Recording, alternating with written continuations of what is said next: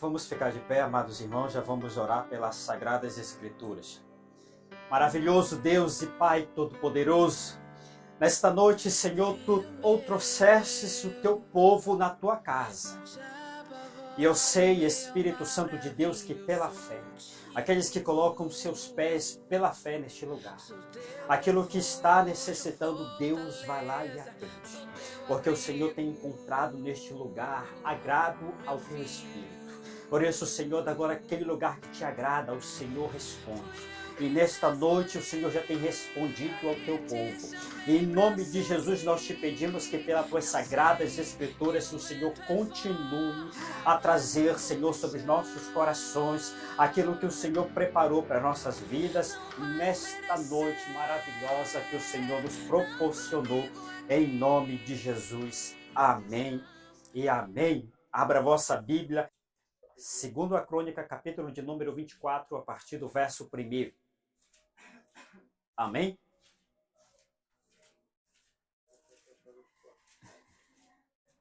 Glória a Deus. Amém. Então vamos fazer menção das Sagradas Escrituras. Diz assim a palavra de nosso Deus. Joás tinha 7 anos quando começou a reinar. E reinou 40 anos em Jerusalém. O nome de sua mãe era Zivia, nessa tradução está desta maneira, né?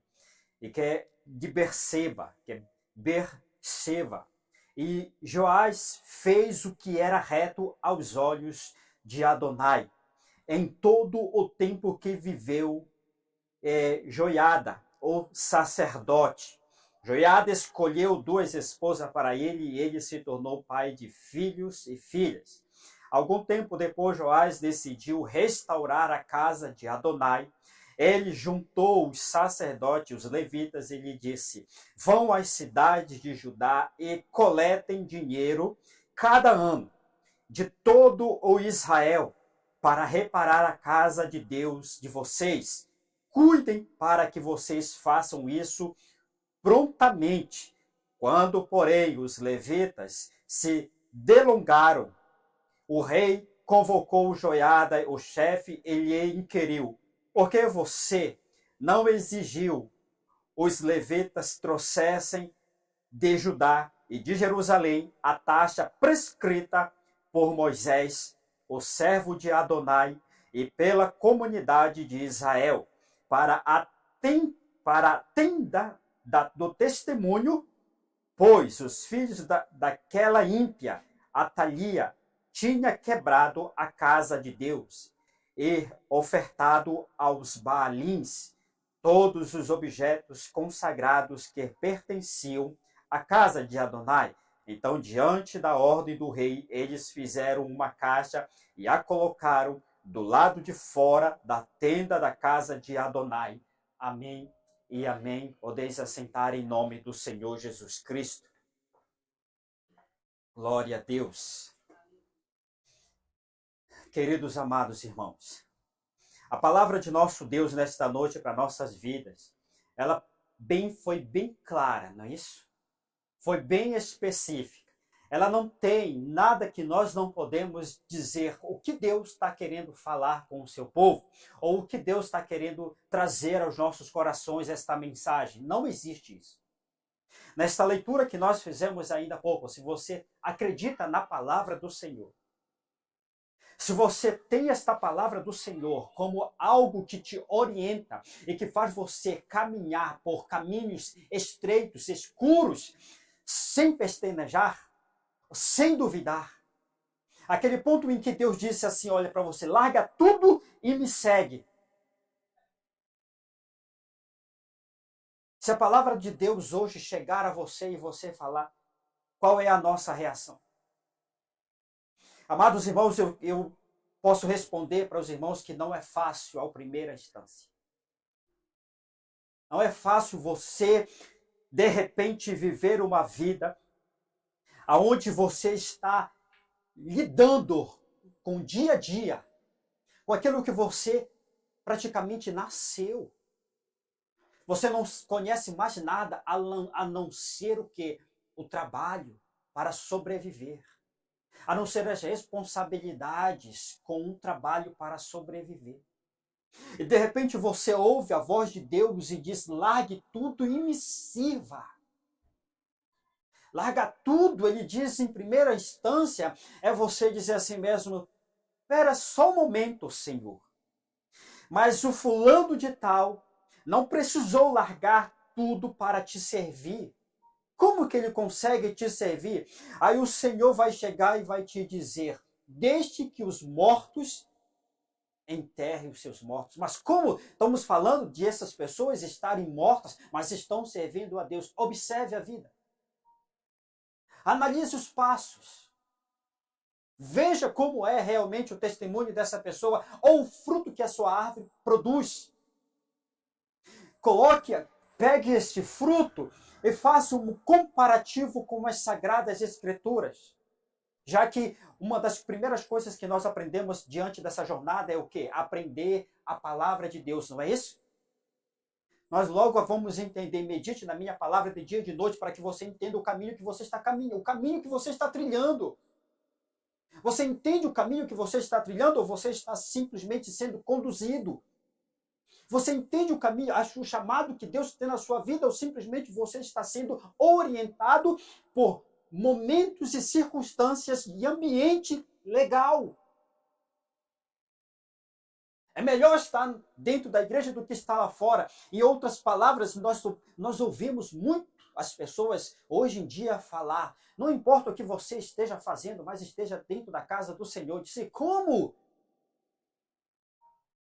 Então a gente pega, porque nós estamos apenas vivendo isso, que pessoas estão olhando apenas para o Novo Testamento, o tempo da graça e amor. Mas esquecem que quando foi feito a tenda do encontro, nós já estudamos isso, quando foi feito o templo do Senhor, ele disse: existe o lugar santo e existe o lugar santo dos santos. Então a gente vai começar a pegar e dizer: já não existe lugar santo na casa do Senhor, tu pode fazer o que tu bens entender. Tu pode sair mentindo por aí, depois você vai lá e vai pregar, vai louvar. E ainda mais se você tiver uma voz assim, como diz, voz aveludada, que você louva, que a pessoa fique encantada, aí você... Aqui não tem tanto isso, porque nós não temos instrumentos harmoniosos, né? Não tem um teclado, não tem uma bateria, não tem uma guitarra, não tem uma acústica, não tem um equipamento de som que faça você realmente ouvir aquela mensagem do louvor lá dentro. Aqui você tem que se aproximar um pouquinho, que só tem essa caixa. Né? Ou você simplesmente coloca os seus ouvidos, o seu coração, a sua mente conectada com Deus. Aí você não vai precisar de teclado, você não vai precisar de guitarra, você não vai precisar de um equipamento sonoro de primeira qualidade para que você possa sentir a presença do Senhor. Porque antes não existia isso. Nem equipamento sonoro existia antigamente. O povo adorava a Deus dentro de uma caverna. E todo mundo sentia a presença do Senhor, porque o único objetivo que era estar ali era adorar o Senhor, buscar o Senhor. Não tinha mais nada para fazer, a não ser me sair nas escondidas, para que ninguém possa me ver, e eu entrar lá naquela casinha escondida, que ninguém sabe que lá é uma igreja, e adorar o Senhor. Não tinha equipamento de som, não tinha um ambiente legal, mas as pessoas iam ali com única e exclusivamente a intenção de adorar ao Senhor. Não tinha estrutura, não tinha famosos, né? Não tinha multidão. A não ser que você sirva a Deus só com multidão. Se você aprendeu a servir a Deus só com multidão, vou te dizer, você já não se encaixa naquela palavra, 2 ou 3. Tanto é que nós vamos ver na palavra do Senhor que ele diz que ele fugia da multidão. Jesus fugia da multidão. Quando ele ouviu falar que Jesus estava no lugar, Jesus acabava de pregar, logo em seguida ele pegava as suas coisas, colocava aqui: vocês ficam aqui que eu vou para o outro lado do Jordão. Ele estava se afastando da multidão, porque ele queria ensinar os seus discípulos em particular. Porque ele sabia que a multidão estava ali simplesmente por coisas que viessem a lhes favorecer. Tanto é que alguns estudiosos diziam que quando a parte da multidão chegaram com alguns comentando um com o outro, disse, olha, esse homem ele faz milagres, vamos fazer assim, vamos levantar ele vai ser o nosso líder, nunca mais nós vamos sentir fome nem doença, e ele vai ficar acima de nós vamos estar acima dos romanos, em cima disso, em cima daquele outro. Jesus disse assim mesmo, vocês ficam aí com Deus de vocês, porque eu não vou ficar. Eu não vim aqui para pegar a glória para mim, eu vim aqui para trazer a glória para o meu Pai. Então, quando você entra na presença do Senhor, que você entra na casa de Deus, a única coisa que você sabe é você se conectar com Deus. Porque se você tentar se conectar com o ambiente, amados irmãos, você vai ficar frustrado. Em todos os aspectos, não é só o aspecto de minoria. Porque no meio da multidão, quando você olhar para a esquerda ou olhar para a direita, vai dizer, mas aquele irmão está fazendo isso, aquilo. Se você, mas aquele irmão está isso, aquilo. Mas aquele irmão estava naquele... A multidão traz isso no meio da multidão. Mas aquele irmão, ele comprou, não pagou, mas aquele irmão, no meio da multidão você vai encontrar todo tipo de gente. Então não vai pelo ambiente, vai por Cristo. Não vai pela multidão. Por quê? Porque quando você tenta agradar a multidão, amado, você desagrada a Deus. Porque o mundo é multidão. Porque o Senhor disse, muitos são, mas poucos são os escolhidos. Então nós vamos nos encaixar nos escolhidos. Vamos procurar nos encaixar nos escolhidos. Porque um dia que se você é verdadeiro com Deus aqui, você vai ser verdadeiro com Deus no meio da multidão. Não que você vai lá, mas um dia Deus vai te levar, porque Jesus foi no meio da multidão. Mas Ele quer ver se realmente o teu caráter é fiel aqui. Todos vão ser provados, no pouco e no muito. E muitos não são nem levados no muito, porque Deus sabe, esse nem pode chegar lá. Ou essa nem pode chegar lá. Então, quando nós somos chamados por Deus, nós temos diante da nossa vida uma responsabilidade de deixar os mortos para lá. Acabou. Lembre-se que quando Jesus estava ali na cruz, ele olhou para João e olhou para Maria e disse, mulher, aí está o teu filho. E ele disse, jovem, aí está a tua mãe. Não chore mais por mim. Olha, não precisa mais chorar por mim. Eu já parti daqui dessa... Jesus mesmo falou, eu já parti, não precisa mais chorar por mim. Chore por ele, ou chore por ela, porque ainda está nessa terra. E a qualquer momento ela pode se desviar. A qualquer momento ela pode não aguentar a pressão que existe. Por quê? Porque, mas que pressão? Porque naquele tempo existia de que quando pegasse um cristão adorando a Deus, era levado para Roma. Ou era colocado numa estaca, crucificado, ou era colocado numa estaca, tacava fogo nele vivo, ou jogado na cova do leão. Chore por ela, não chore por mim. Eu já estou indo para a glória. Não tem por que você mais chorar por mim. Chore por ela ou por ele que ainda está aí do teu lado. E estão sujeitos às perseguições, estão sujeitos às dores. Então, quando nós somos chamados por Cristo, nós somos comissionados e obrigatoriamente largar tudo e servir a Deus. E uma das coisas que nós observamos nesta palavra, este jovem tinha 7 anos de idade. Imagine só que uma mulher, mãe, considerada mãe desse jovem, diz assim mesmo, ninguém da linhagem desse rei que morreu vai servir, eu vou mandar matar todo mundo e eu mesmo vou governar Israel. Só que, pela misericórdia do nome do Senhor Jesus Cristo, tinha joiado. Pegou aquele jovem, levou para o templo, criou ele dentro do templo. Olha só como é importante você estar na casa do Senhor.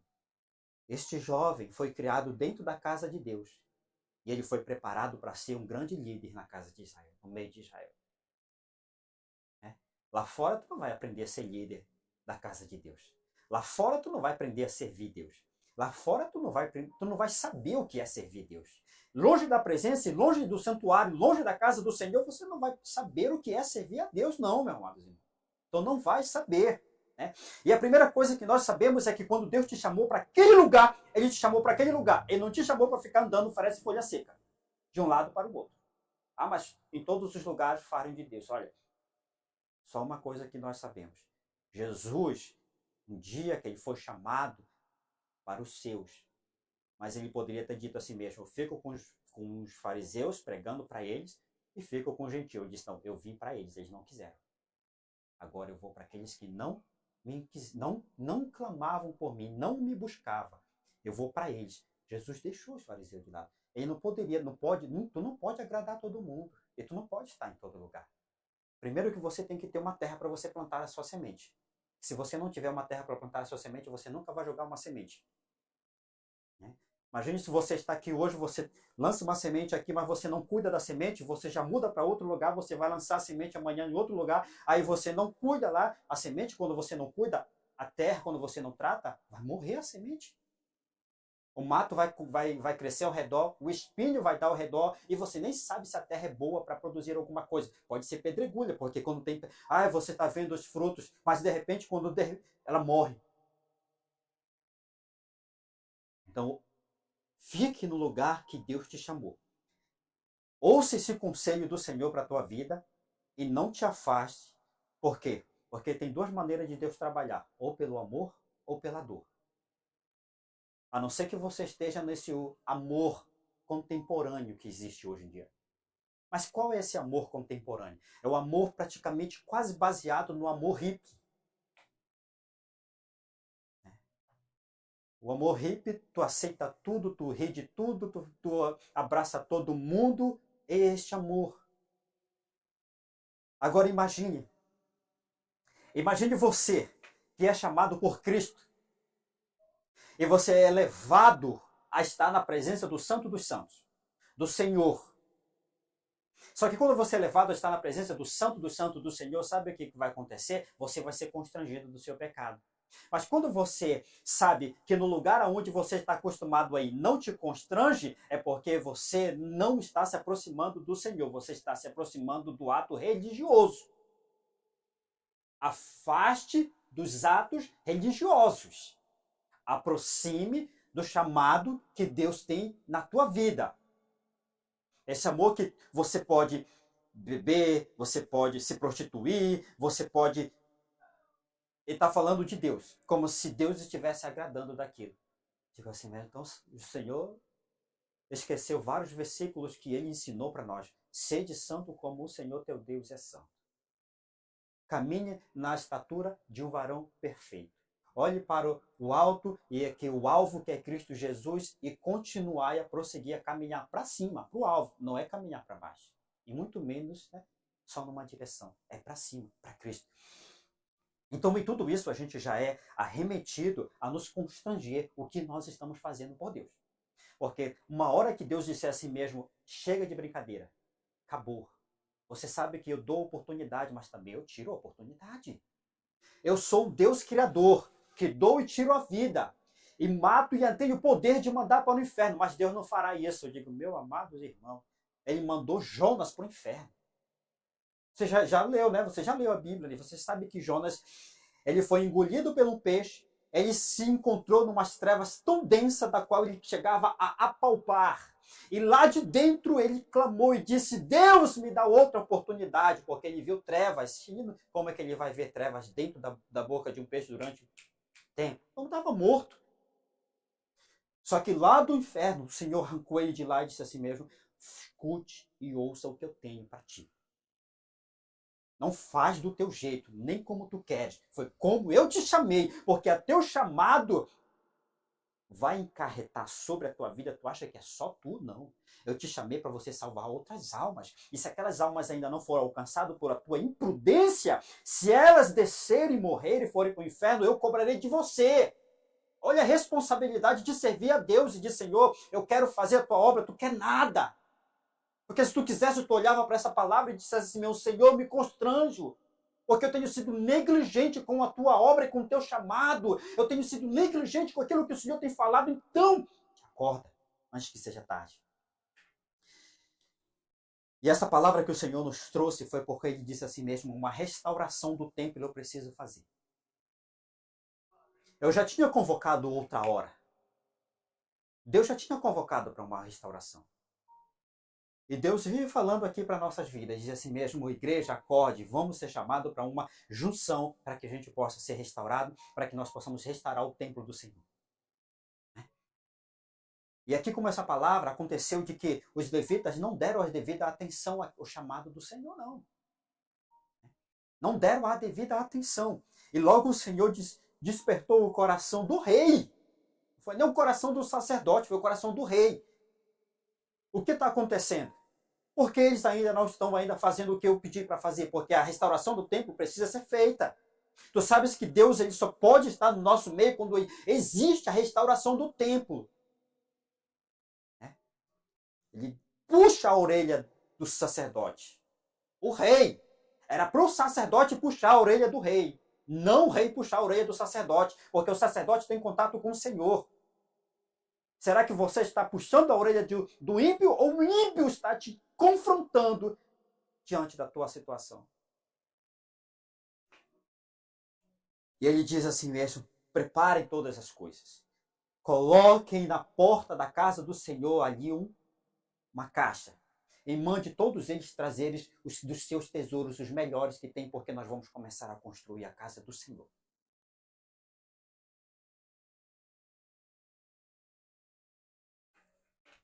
Amados, eu poderia estar dizendo assim mesmo: nós vamos reconstruir o mundo espiritual. Não, alinhamento Deus já está fazendo. Cada um que está aqui tem visto Deus alinhar a sua vida.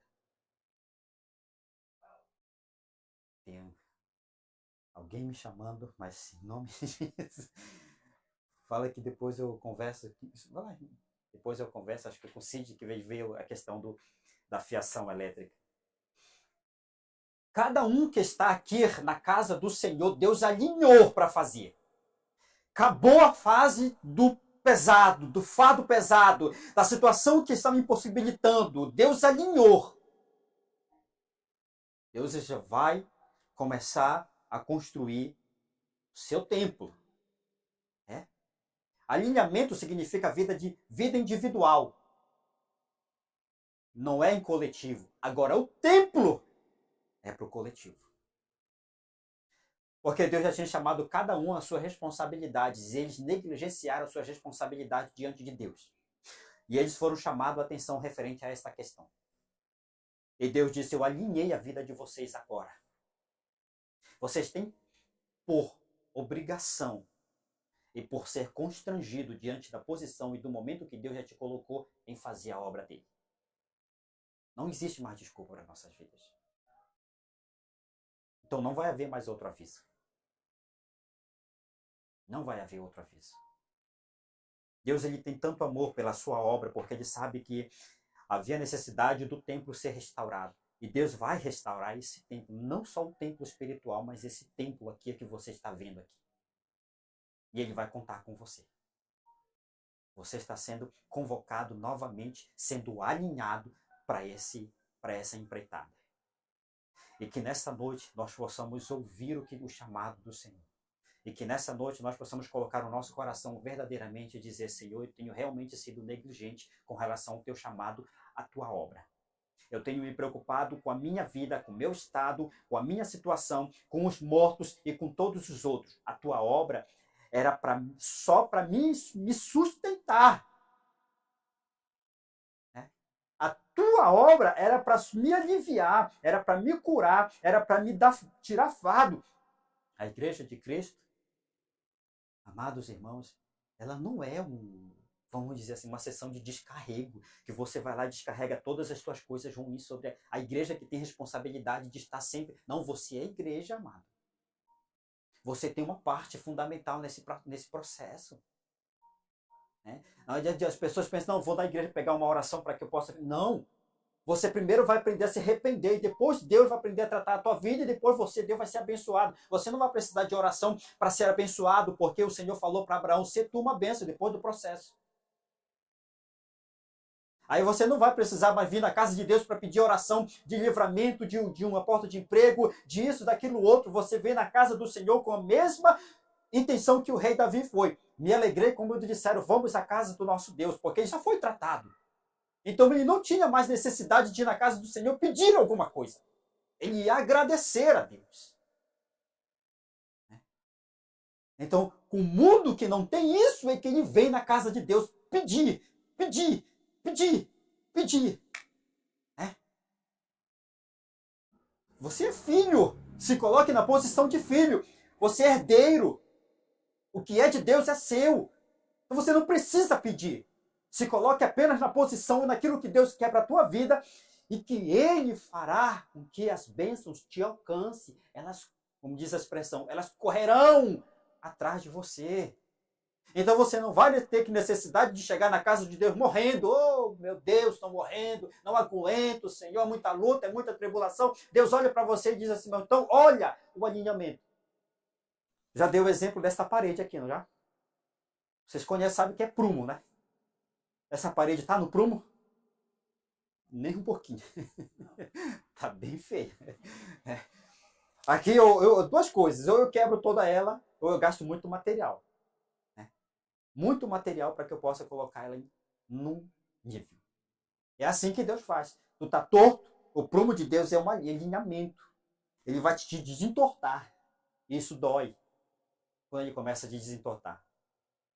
Ele começa a tirar uma coisa aqui. Começa você a sentir uma falta de alguém ali.